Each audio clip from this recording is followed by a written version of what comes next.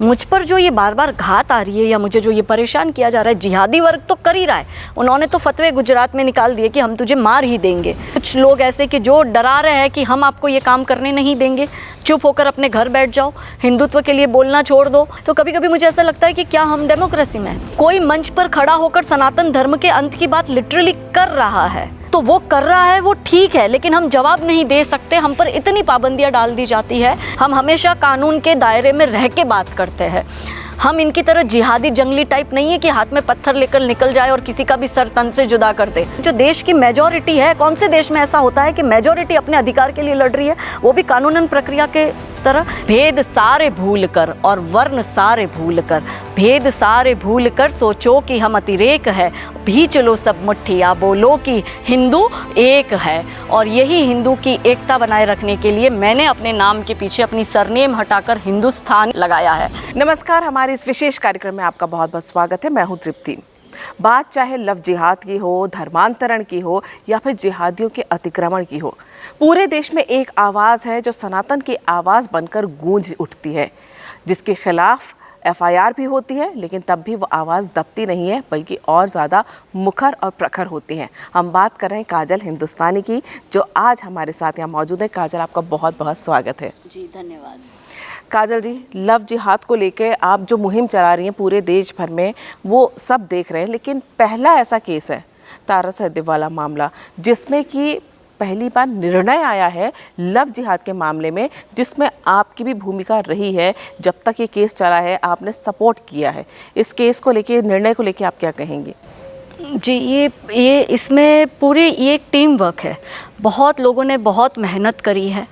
तारा का जो कहते हैं ना, उसका जो पूरा ये जर्नी रहा है 9 साल का, कि ये केस जब उन्होंने किया उससे पहले भी उसने जो सहन किया है, कि कैसे एक बच्ची जो कि भारत का गौरव है, एक गोल्ड, वो उस वक्त गोल्ड मेडल जीत चुकी थी, बहुत बड़ी शूटर है तारा, और उस बच्ची को कैसे लव जिहाद में फंसाया जाता है कि रकीबुल नाम का लड़का रंजित कोहली बन के तारा से मिलता है, फिर शादी का प्रस्ताव करता है, फिर उसका उनका जो पूरा परिवार है रकीबुल का, वो हिंदू बनकर तारा के परिवार से मिलता है रांची में, और शादी का प्रस्ताव रखते हैं और परिवार वाले भी हाँ कहते हैं। और जब तारा शादी कर कर ससुराल जाती है तब पता चलता है ये तो रंजीत नहीं, ये तो रकीबुल है।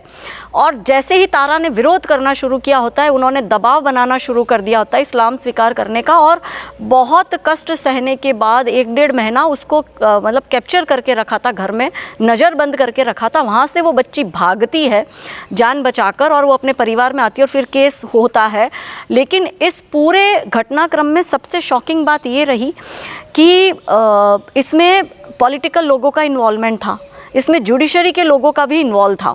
तारा को जान से मार देने के लिए शूटर भेजे गए थे कि उसको, ताकि ये जो केस है वो ख़त्म हो जाए, क्योंकि सामने वाला पक्ष भी जो था वो, उसकी भी बहुत ज़्यादा जान पहचान थी। लेकिन ये बच्ची लड़ी और ये बच्ची ये केस जीती है कि भारत के इतिहास में पहली बार किसी कोर्ट की तरफ से ऐसा निर्णय लव जिहाद के मैटर में आया है कि रकीबुल, जो कि रंजीत बनकर मिला था, उसको आजीवन उम्र कैद की सज़ा मिली। उसकी माता कौसर रानी को 10 वर्ष की सज़ा मिली। और इसमें जो हाईकोर्ट का बंदा, रांची हाईकोर्ट का जो रजिस्ट्रार था, मुश्ताक अहमद उसका नाम है, वो भी इन्वॉल्व था, उसको 15 वर्ष की सज़ा हुई। तो जो लोग ये कहते हैं कि लव जिहाद तो प्रोपोगेंडा है, लव जिहाद कुछ भी नहीं है, ये तो हिंदुओं का एक षड्यंत्र है, ये तो प्यार के दुश्मन है, और ऐसे करके ये सारे आरोप जो लगाते हैं, उनके मुंह पर बहुत बड़ा तमाचा जो है CBI कोर्ट ने मारा है। इस पूरे केस में CBI का बहुत बड़ा रोल रहा। यदि CBI नहीं होती तो थोड़ा सा मुश्किल होता है, क्योंकि जो जाँच जिस तरह से CBI ने करी और जो तथ्य CBI ने रखे और फिर जो ये निर्णय आया, वो अपने आप में इतिहास में एक बहुत बड़ा निर्णय है। और हमने वो संघर्ष देखा है कि वो बच्ची कुछ महीने गुजरात में रही, छुपी, कुछ महीने वो राजस्थान में छुपी, कुछ महीने उसको दिल्ली में, अलग अलग जगह उसको रखा गया, जब तक ये, मतलब जब तक कि उसको पूरी सुरक्षा नहीं मिली तब तक। तो सोचो कि अगर एक शूटर के साथ ये हो रहा है जो कि गोल्ड मेडलिस्ट है, तो एक आम बच्ची के साथ क्या नहीं होता होगा, आप वो सोचिए। और इसमें सामाजिक संगठन, धार्मिक संगठन और हिंदू संगठन का बहुत बड़ा सहयोग रहा, कि नहीं तो तारा के लिए भी ये केस लड़ना और जीतना तो दूर की बात, वो बच्ची को अपनी जान बचाना बड़ा मुश्किल हो गया था। जान बचाने की आपने बात की, तो जान के दुश्मन तो आपके भी बहुत बढ़ गए। आपके खिलाफ एफआईआर हुई, 4 एफआईआर दर्ज हैं। ये भी कहा गया कि आपकी जान को ख़तरा है कहीं पे भी आने जाने में। आखिर ये ख़तरा मोल लेकर ये कौन सी अलग जगह निकली हैं काजल हिंदुस्तानी? ये जो आपने सवाल किया है, ये सेम सवाल मेरे मायके वाले भी करते हैं, क्योंकि बेटियों से अटैचमेंट होता है। वो कहते हैं कि तू क्या कर लेगी, ये झंडा लेके क्यों चली है, अच्छा लगता है ये जेल में रहना, इतनी एफआईआर, इतना प्रेशर। देखिए, सबसे बड़ी समस्या हमारी ये है कि हम हमेशा जब हारे हैं तो हम अपनों से हारे हैं। कि यदि महाराणा प्रताप से दगा किया तो वो मानसिंह ने किया, छत्रपति संभाजी महाराज से दगा किया तो वो गनौजी शिर्के ने किया, पृथ्वीराज चौहान से दगा किया तो वो जयचंद ने किया। उसी तरह से मुझे इन जिहादियों का डर नहीं है। मुझ पर जो ये बार बार घात आ रही है या मुझे जो ये परेशान किया जा रहा है, जिहादी वर्ग तो कर ही रहा है। उन्होंने तो फतवे गुजरात में निकाल दिए कि हम तुझे मार ही देंगे, कि मैं हर जगह एक्स आर्मी मैन जो गन गार्ड रहते हैं वो मेरे साथ रहते हैं। मगर कुछ ऐसे दुष्ट जयचंद, मानसिंह, गनौजी सिरके टाइप के भी लोग हैं कि जो नहीं चाहते कि हिंदुत्व की कोई आवाज़ उठे, जो नहीं चाहते कि लव जिहाद का जो इनका एजेंडा चल रहा है, उस एजेंडे में जो हम बीच में आ रहे हैं, हम बेटियों को बचा रहे हैं, तो वो नहीं चाहते कि इन सब विषयों पर कोई मुखर आवाज़ उठे। और क्योंकि आप जानते हैं कि मैं युवा बच्चियों को प्रभावित करती हूँ, और युवा बच्चियों को भी जब हम ये बात कहते हैं, क्योंकि हमारी धर्म सभाएँ बहुत होती है, मैं बहुत कॉलेजेस में जाती हूँ, मैं भारत के विभिन्न कॉलेजों में गई हूँ और मैंने बच्चियों को लव जिहाद के विषय में जागरूक किया है। तो ये जो एक गैंग है, जो हमारी अपनी घर के भेदी जिसको कहते हैं, वो गैंग है कि जो ऐसे लोगों के साथ मिलकर हम जैसे लोगों के खिलाफ षड्यंत्र रचते हैं, हम पर केस करवाते हैं, मल्टीपल एफआईआर्स कराते हैं, हमें जेल में डाल दिया जाता है, हमें हर तरह से प्रेशर दिया जाता है कि हम दशों दिशा से घिरे हुए। कि कभी कभी मैं बैठ के घर में सोचती हूँ कि कितनों से लड़े, आखिर जिहादियों से लड़ाई चालू है, जयचंदों से चालू है, फिर कुछ अलग अलग सरकारी विभाग के लोग हैं, कुछ लोग ऐसे कि जो डरा रहे हैं कि हम आपको ये काम करने नहीं देंगे, चुप होकर अपने घर बैठ जाओ, हिंदुत्व के लिए बोलना छोड़ दो, आपने ये क्यों लिखा, आपने ये क्यों बोला, आपने पब्लिक प्लेटफॉर्म पर क्यों कहा। तो कभी कभी मुझे ऐसा लगता है कि क्या हम डेमोक्रेसी में हैं? यदि अभिव्यक्ति की आज़ादी है तो वो तो सबकी है।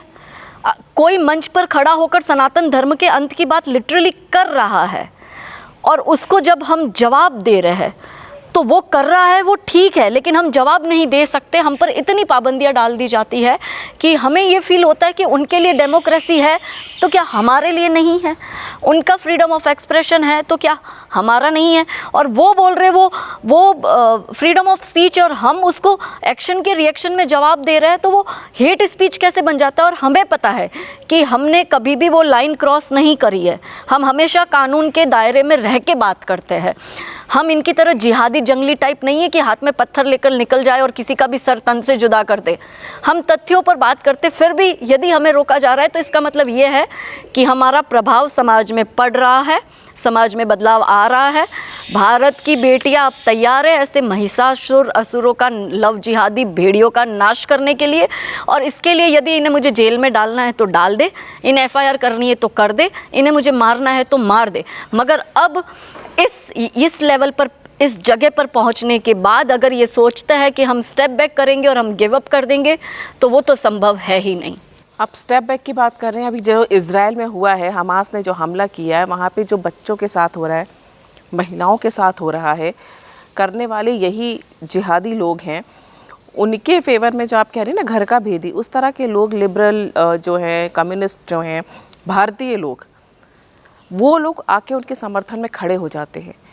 क्या आपको नहीं लगता कि जब भारत के अंदर इस तरह के लोग हैं तो जो इजराइल जिनसे डायरेक्ट कोई लेना देना नहीं है, उनके लिए जब यहाँ पे इतना समर्थन जुट गया तो वो हिंदू जो यहाँ रह रहे हैं, क्या आपको लगता है कि उनके लिए खतरे की घंटी है ये इतने दोगले लोग हैं कि ये जो लोग अभी इनको समर्थन में उतरे हैं, मैं इनको चांडाल चौगड़ी बोलती हूँ। क्या है ये चांडाल चौगड़ी, कौन कौन है ये लोग? तो बॉलीवुड, कम्युनिस्ट, लेफ्ट मीडिया और ये जो इंडी अलायंस वाला जो विपक्ष है, वो ये चांडाल चौगड़ी है।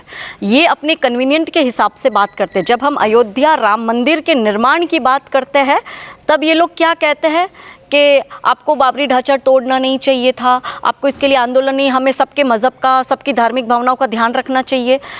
वो हमारे पर अतिक्रमण कर कर बैठे हैं और उनके अवैध अतिक्रमण पर हम अपने ही देश में, जो देश की मेजॉरिटी है, कौन से देश में ऐसा होता है कि मेजॉरिटी अपने अधिकार के लिए लड़ रही है, वो भी कानूनन प्रक्रिया के तरह? क्या किसी में हिम्मत है कि सऊदी में जाकर उनका कोई बड़ा मस्जिद है वो तोड़कर वहाँ पर कोई मंदिर बना दो और वहाँ की जो मेजॉरिटी है वो चलाएगी?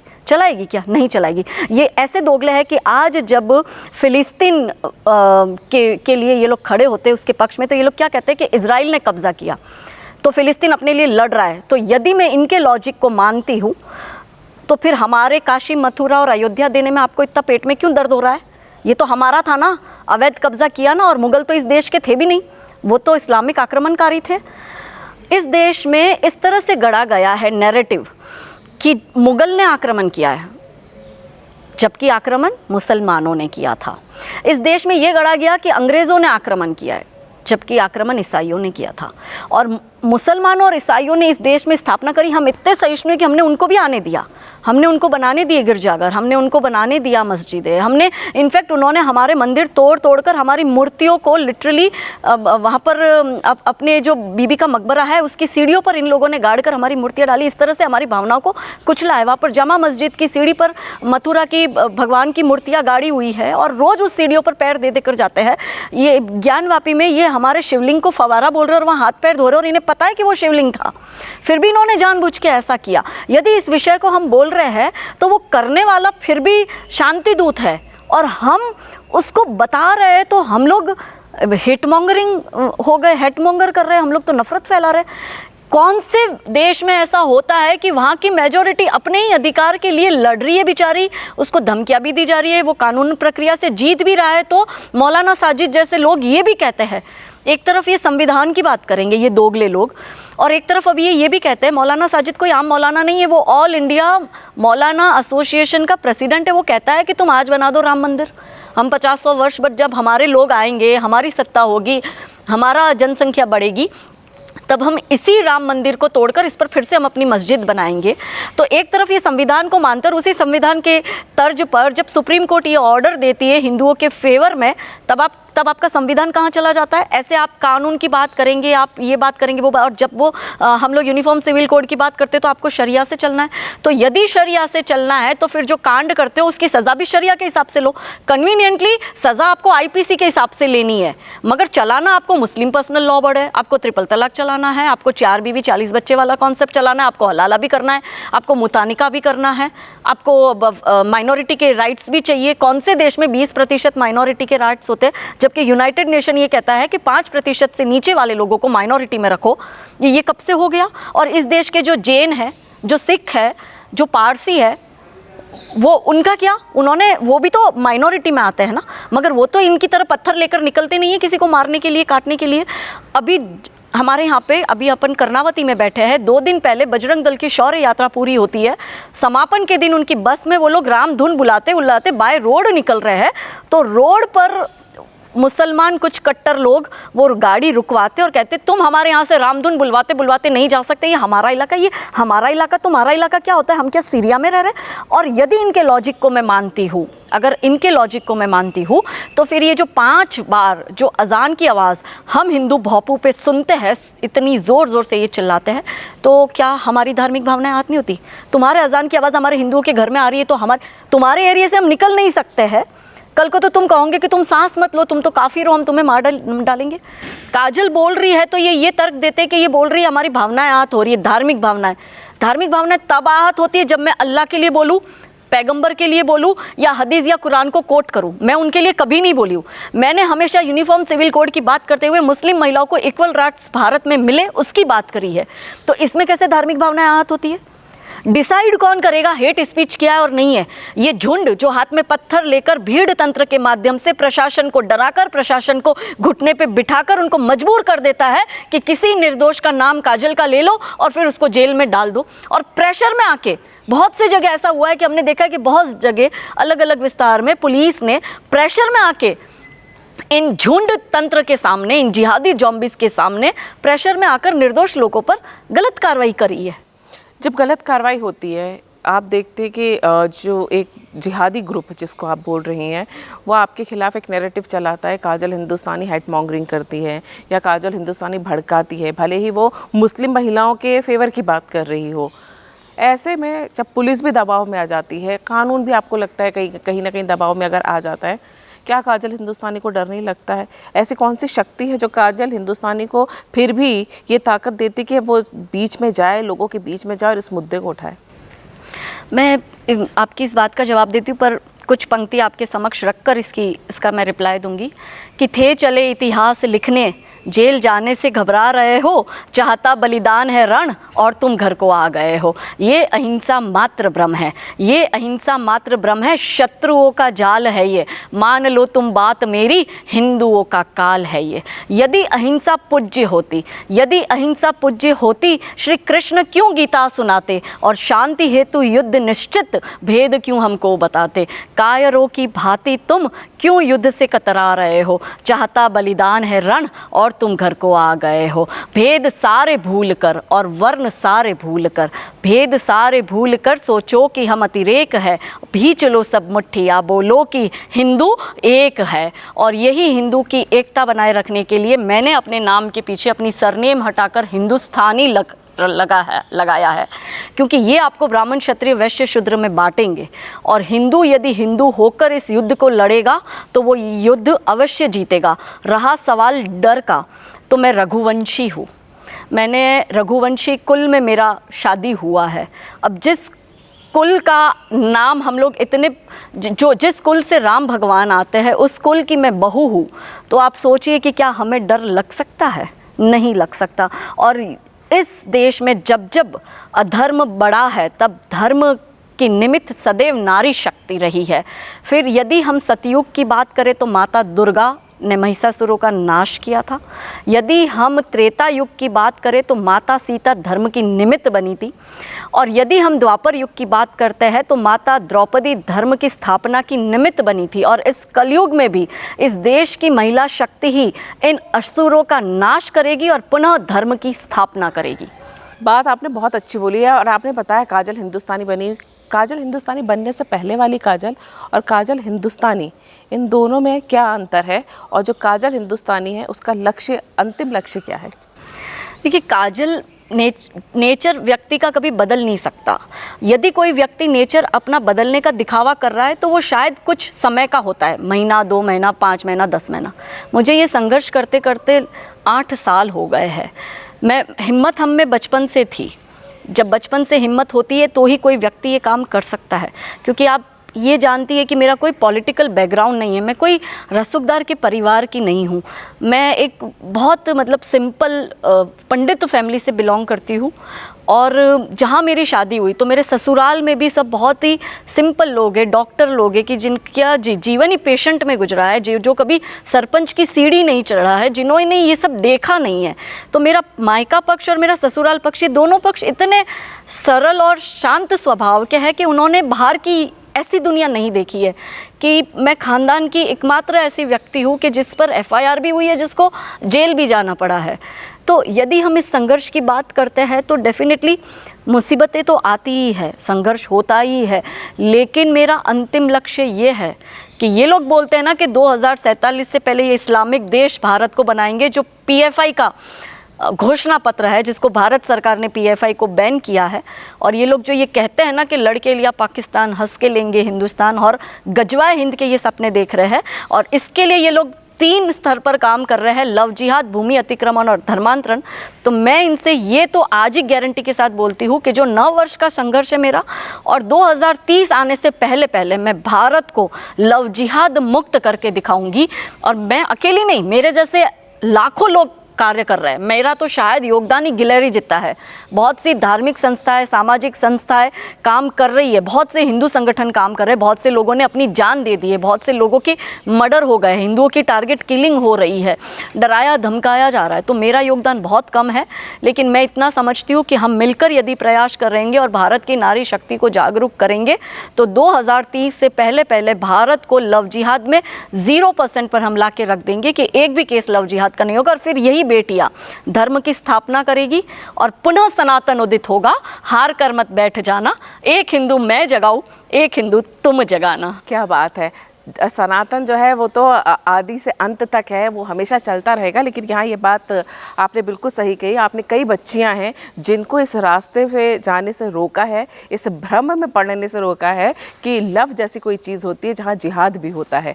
तो जहाँ जिहाद होता है वहाँ लव नहीं होता। ये कई बच्चियों को आपने बताया और हम आपके लिए शुभकामनाएं देते हैं आपको कि आप इसी तरह अपने लक्ष्य की ओर बढ़ती रहें, वो भी कानून के दायरे में रह के और देश को साथ लेकर। मैं आपके चैनल के माध्यम से आपका 2 मिनट लेकर ये संदेश साथ में आपकी ऑडियंस को भी देना चाहूँगी और भारत के वो समस्त हिंदुओं को, क्योंकि हमारा जो हिंदू समाज है बड़ा भोला है, सरल है, सहनशील है, शांत है। उनको वो तुरंत ही मतलब है ना, कोई भी नाटक करेगा तो वो उसके नाटक को सच समझकर वो बेचारा जो है भाईचारे की आड़ में आज भी भाई के हाथ से जो है चारा बने हुए, मतलब वो भाई जो है वो कसाई और चारा बनाए जा रहा है।